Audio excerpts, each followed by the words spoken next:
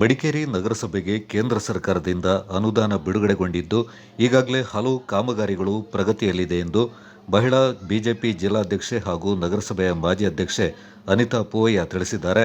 ನಗರದಲ್ಲಿ ಸುದ್ದಿಗೋಷ್ಠಿಯಲ್ಲಿ ಮಾತನಾಡಿದ ಅವರು, ನಗರದ ಅಭಿವೃದ್ಧಿಗೆ ಕೇಂದ್ರ ಸರ್ಕಾರದಿಂದ ಅನುದಾನ ತಂದಿರುವ ಸಂಸದ ಯದುವೀರ್ ಒಡೆಯರ್ ಹಾಗೂ ಮಾಜಿ ಸಂಸದ ಪ್ರತಾಪ್ ಸಿಂಹ ಅವರ ಪ್ರಯತ್ನ ಅಭಿನಂದನಾರ್ಹ.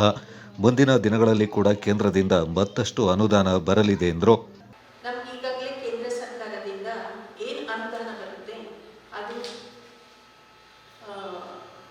ಅನುಪಾತದಲ್ಲಿರುತ್ತೆ. ಅಂದರೆ ಕೇಂದ್ರ ಸರ್ಕಾರದಿಂದ 50%, ಹಾಗೆ ರಾಜ್ಯ ಸರ್ಕಾರದಿಂದ 33%, ನಗರಸಭಾ ನಿಧಿಯಿಂದ 17% ಹಾಕಿ ನಾವು ಯಾವುದೇ ಒಂದು ಕಾಮಗಾರಿಗಳನ್ನು ಮಾಡಬೇಕಾಗುತ್ತೆ.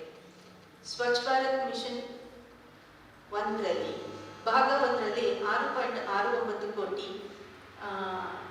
ಬಿಡುಗಡೆಯಾಗಿದ್ದು, ಇದರಲ್ಲಿ ಮಡಿಕೇರಿ ನಗರಸಭೆಯ ಪಾರಂಪರಿಕ ತ್ಯಾಜ್ಯವನ್ನು ವಿಲೇವಾರಿ ಮಾಡಲು ಈಗಾಗಲೇ ಟೆಂಡರ್ ಕರೆದಿದ್ದು, ಇದರ ಕೆಲಸವನ್ನು ಸಹ ಮೊನ್ನೆ ಭೂಮಿ ಪೂಜೆ ಮಾಡೋದರ ಮೂಲಕ ಪ್ರಾರಂಭ ಮಾಡ್ತಾ ಇದ್ದೀವಿ. ಹಾಗೆ ಸ್ವಚ್ಛ ಭಾರತ್ ಮಿಷನ್ 1ನಲ್ಲಿ ಭಾಗ 2 5.71 ಕೋಟಿ ಅನುದಾನದಲ್ಲಿ ಇದರಲ್ಲಿ 4.98 ಕೋಟಿ ಘನತ್ಯಾಜ್ಯ ನಿರ್ವಹಣೆ ಅನುದಾನಕ್ಕೆ ಇರಿಸಲಾಗಿದ್ದು, ಈಗಾಗಲೇ ಇದರ ಕಾಮಗಾರಿಗಳ ಟೆಂಡರ್ ಅನ್ನು ಕರೆಯಲಾಗಿದೆ.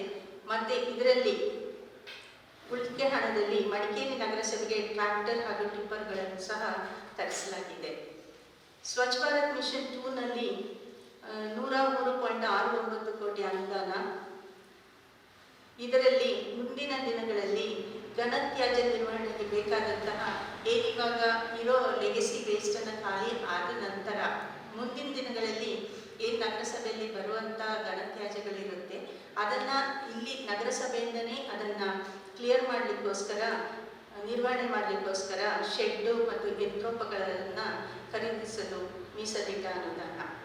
ಹಾಗೆ ಮಿಲೇನಿಯಂ ಪ್ಲಸ್ ಸಿಟಿ ಇಂದ ನಾನ್ millennium plus city. Millennium plus city ಅಂತ ಹೇಳಿದ್ರೆ ಏನಿವಾಗ ಮಹಾನಗರ ಪಾಲಿಕೆಗಳಲ್ಲಿ 10 ಲಕ್ಷಕ್ಕಿಂತ ಹೆಚ್ಚು ಅನುದಾನ ಬಿಡುಗಡೆಗೊಂಡಿದ್ದು ಅದನ್ನು ಯೂಸ್ ಮಾಡದೆ ಉಳಿಕೆ ಇರುತ್ತೆ, ಅದನ್ನು ನಾನ್ ಮಿಲೇನಿಯಂ ಸಿಟಿ ಪ್ಲಸ್ ಸಿಟಿ ಅಂತ ಹೇಳಿ ಏನು ನಗರಸಭೆಗಳಿಗೆ ಅನುದಾನವನ್ನು ಕೊಟ್ಟಿದ್ದಾರೆ. ಅದು 59 ಲಕ್ಷ ಮಡಿಕೇರಿ ನಗರಸಭೆಗೆ ಬಂದಂತಹ ಅನುದಾನ. ಇದರಲ್ಲಿ ಮಡಿಕೇರಿ ನಗರಸಭೆಗೆ ಈಗಾಗಲೇ ಸಕಿಂಗ್ ಮಿಷಿನ್ ತರಿಸಲಾಗಿದೆ. ಹಾಗೆ ಬೋರ್ವೆಲ್ ಮತ್ತು ಪೈಪ್ಲೈನ್ ಕಾಮಗಾರಿಗಳನ್ನು ಸಹ ಮಾಡಲಾಗಿದೆ. ಹಾಗೆ NDRF ರಾಷ್ಟ್ರೀಯ ವಿಪತ್ತು ರೆಸ್ಪಾನ್ಸ್ ಫೋರ್ಸ್ ಇಂದ ಈಗಾಗಲೇ ಮಡಿಕೇರಿ ನಗರಸಭೆಗೆ 30 ಲಕ್ಷ ಅನುದಾನ ನೀಡಿದ್ದು, ಅದರಲ್ಲಿ ಈಗಾಗಲೇ ಮಡಿಕೇರಿ ನಗರಸಭೆಯ ರಸ್ತೆಗಳ ಗುಂಡಿಗಳನ್ನು ಸಹ ಮುಚ್ಚಿಸಲಾಗಿದೆ. ಪೈಪ್ಲೈನ್ ಕಾಸ್ಟ್ ಐರನ್ ಪೈಪ್ ಇರ್ಬೋದು, PVC ಇರ್ಬೋದು, ಅಥವಾ ಇದು ಎಲ್ಲವೂ ಕೂಡ ಚೇಂಜ್ ಮಾಡಬೇಕು ಅಂತ ನಮ್ಮ ಉದ್ದೇಶ ಇದೆ. ಅದಕ್ಕೆ ತಕ್ಕಂತೆ ಈ ಅಮೌಂಟ್ ನಮಗೇನು ಅಮೃತ್ 2 ಬಂದಾಗ ಇಡೀ ಪೈಪ್ಲೈನ್ನ ಪಿಕ್ಚರನ್ನು ನಮಗೆ LCD ನಮಗೆ ಪ್ರಾಜೆಕ್ಟಲ್ಲಿ ತೋರಿಸಿ ಏನು ಪ್ಲ್ಯಾನ್ ಇದೆ, ಕೌನ್ಸಿಲ್ನ ಅಭಿಪ್ರಾಯ ತಗೊಂಡು ನಾವು ಕೂಡ ಅದನ್ನು ಸುಮಾರು ಅಭಿಪ್ರಾಯಗಳನ್ನು ಹೇಳಿ ಮಾಡಿಫಿಕೇಶನ್ ಮಾಡಿ ಮತ್ತೆ ಫೈನಲೈಸ್ ಮಾಡಿ ಟೆಂಡರ್ ಕೊಟ್ಟ ಮೇಲೆ ಕೂಡ ಏನು ಟೆಂಡರ್ದಾರನಿಗೆ ಇವತ್ತು ವರ್ಕೌಟ್ ಕೊಟ್ಟಿದ್ದಾರೆ ಅದನ್ನು ಕೂಡ ಇವತ್ತು ನಮಗೆ ತೋರಿಸಿದೆ. ಸೊ ಹಾಗೆ ಈ ಯೋಜನೆ ಫೇಲ್ಯೂರ್ ಆಗಲಿಕ್ಕಿಲ್ಲ. ನಮಗೂ ಕೂಡ ನೀವು ಹೇಳಿದಾಗ ಇಷ್ಟಪ್ಪ ಪೈಪ್ ಮನೆಗಳಿಗೆ ಹಾಕ್ತಾ ಇದ್ದಾರೆ. ಬಟ್ ಅದರ ಆ ತುಂಬಲಿಕ್ಕೆ ಎಷ್ಟು 80 ಟ್ಯಾಂಕ್ ನೀರು ನಾವು ಅದನ್ನು ಪ್ರಶ್ನೆ ಮಾಡಿದ್ವಿ. ಆದರೆ ಅವ್ರು ಹೇಳಿದ್ದಾರೆ ಒಂದು ಸರಿ ತುಂಬಲಿಕ್ಕೆ ಮಾತ್ರ. ಮತ್ತೆ ಕೆಲವೊಂದು ಕಡೆ ಇಲ್ಲಿ ಸ್ಟೇಷನ್ ಆಗಿರೋದ್ರಿಂದ ಹೊಸ ಯೋಜನೆಯನ್ನ ಅಂದರೆ ಹೊಸ ಟೆಕ್ನಿಕಲ್ ಉಪಯೋಗಿಸಿಕೊಂಡು ಆ ಪೈಪನ್ನು ಅಳವಡಿಸ್ತಾರೆ. ಯಾಕೆಂದರೆ ಅದರಲ್ಲಿ ತುಂಬಿರೋ ನೀರಲ್ಲೇ ಆ ಪ್ರೆಷರಲ್ಲೇ ಬಾಕಿದ ಕಡೆಗೆ ಎಲ್ಲ ಕಡೆ ತಲುಪಿಸುವಂಥ ವ್ಯವಸ್ಥೆಯನ್ನು ನಾವು ಮಾಡ್ತೀವಿ ಅಂತ ಅವ್ರು ಹೇಳಿದ್ದಾರೆ. ಬಟ್ ಅದಕ್ಕೆ ಅವ್ರು ತೋರಿಸಿದ್ದು ನೋಡಿದ್ದು ನಮಗೆ ಸ್ಯಾಟಿಸ್ಫ್ಯಾಕ್ಷನ್ ಆಗಿದೆ. ಅವ್ರು ತೋರಿಸಿದಾಗ ಇದು ಕೆಲಸ ನೋಡಿದ್ರೆ 100% ಸಕ್ಸಸ್. ಯಾಕಂದರೆ ಒಂದು ಒಳ್ಳೆ ಕಂಪನಿ ಮೀಟರ್ನ ಅವಶ್ಯಕತೆ ಆ್ಯಕ್ಚುಲಿ ಇದೆ ಮೇಡಮ್. ನಾವು ನೋಡಿ ಈಗ ಮಡಿಕೇರಿ ನಗರಕ್ಕೆ ಗಾಳಿ ಬಿಡಿಂದ ಹಿಡಿದು ಇಲ್ಲಿಗೆ ಮೇನ್ ಪೈಪ್ಲೈನ್ ಹೋಗ್ತಾ ಇದೆ.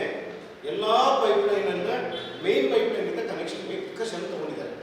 ಆ ಪೈಪ್ಲೈನ್ ತಗೊಂಡ್ರೆ ಆ ನೀರು ಆಲ್ಮೋಸ್ಟ್ ನಮಗೆ 8 ರಿಂದ 10, 12 ನೀರು ಹೋಗ್ತಾ ಇರ್ತದೆ. ಕೆಲವೊಂದರಲ್ಲಿ 24 ಅವರ್ಸ್ ಹೋಗ್ತಾರೆ. ಇವತ್ತು ಉಪಯೋಗಿಸಿದರೆ 24 ಗಂಟೆ ಗಾಡಿಗಳಿಗೆ ಇನ್ನೊಂದು ಫೋನ್ ಮಾಡೋದು ಅದು ಅವ್ರು ಉಪಯೋಗ. ಮತ್ತು ಕೆಲವರು ತಲುಪೋದೆ ಅವರ ಪ್ರಶ್ನೆ ಏನು, ನಮಗೆ ನೀರೇ ಬರ್ತಾ ಇಲ್ಲ, ನಾವು ಸುಮ್ಮನೆ ದುಡ್ಡು ಬಿಡಬೇಕು 1440 ರೂಪಾಯಿ, 440 ರೂಪಾಯಿ. ಸೊ ಹಾಗೆ ಯಾರು ಎಷ್ಟು ಉಪಯೋಗಿಸ್ತಾರೆ ಆಗ ನಾಳೆ ನೀರಿನ ಅಭಾವ ಕೂಡ ಮತ್ತೆ ಅವ್ರು ಕಟ್ಟಲು ಕೂಡ ಮಾಡ್ತಾರೆ. ಅದರ ಕ್ವಾಂಟಿಟಿ ಕರೆಕ್ಟ್ ಇದೆ ತೋರಿಸಲಿಕ್ಕೆ, ಕೆಲಸ ಕರೆಕ್ಟ್ ಆಗಿದೆ ತೋರಿಸೋದು ನಿಮ್ಮ ವೆರಿಫೈ ಮಾಡ್ತಾರೆ. ಈಗ ಅವರು ನಾವು ಕರೆದಾಗ ನಮಗೆ ರೆಸ್ಪಾನ್ಸ್ ಮಾಡ್ತಿದ್ದಾರೆ. ನಮ್ಮನ್ನೆಲ್ಲ ಪೈಪ್ ಹಾಕಿದ್ದಾರೆ, ಕೆಲಸ ಮಾಡಬೇಕಾದ್ರೆ ಕೊಡೆ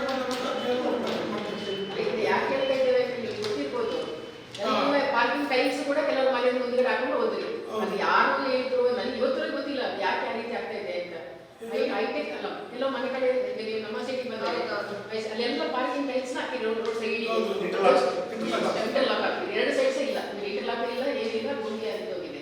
ಹೈಟೆಕ್ ಬಸ್ ಸ್ಟ್ಯಾಂಡ್ ಅಂತ ಹೇಳಿದೆ, ಬಹುಶಃ ನೀವೆಲ್ಲ ಇವತ್ತಲ್ಲಿ ನೋಡೋದು ಒಳ್ಳೆಯದು.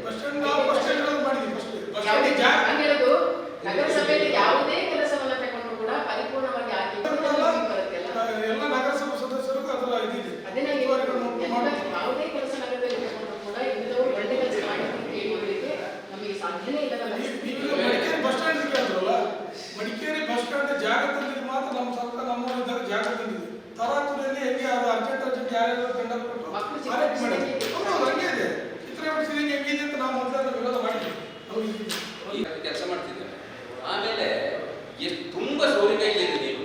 ಈಗ ರಮೇಶ್ ಅವರಿಗೆ 40-50 ವರ್ಷದ ಬೈಕು ಅಲ್ಲೇ ಬೋರಿ ಕೆಳಗೆ ಅಲ್ಲಿ ಇಲ್ಲಿ ಎಲ್ಲ ಸೋರಿಕೆ ಆಗ್ತಿದ್ದಾರೆ, ಕಂಡಿಡಿಯಕ್ಕೆ ಆಗಿಲ್ಲ. ಅಕಸ್ಮಾತ್ ಈ ಒಂದು ಯೋಜನೆ ಕರೆಕ್ಟ್ ಆಗಿ ಮಾಡ್ತಿರೋ ಕೆಲಸ ಕೆಲವು ತೊಂದರೆಗಳು ಆಯ್ತಾ ಇದೆ. ಅದು ಅವ್ರು ಕೆಲಸ ಮಾಡೋದಕ್ಕೆ ಅಲ್ಲಿ ಪೈಪ್ ಕಟ್ ಆಗೋದು, ಯಶವಂತ ಅವರು ಆಗಲೇ ಮತ್ತು ಮಾಡಿಕೊಡ್ತಾ ಇದ್ದಾರೆ. ಈಗ ಇದು ಎಲ್ಲ ಕಡೆ ಪೈಪ್ ಲೈನ್ ಒಂದು ಲೈನ್ ಆದ್ಮೇಲೆ 100% ನೀರಿಗೆ ತೊಂದರೆ ಆಗುತ್ತೆ. ಅಲ್ಲ, ಈಗ ನೋಡಿ ಎಷ್ಟು ದೊಡ್ಡ ಪೈಪ್ ಹಾಕಿದ್ದಾರೆ ಮನೆ ಮೇಲ್ಗಡೆಗೆಲ್ಲ.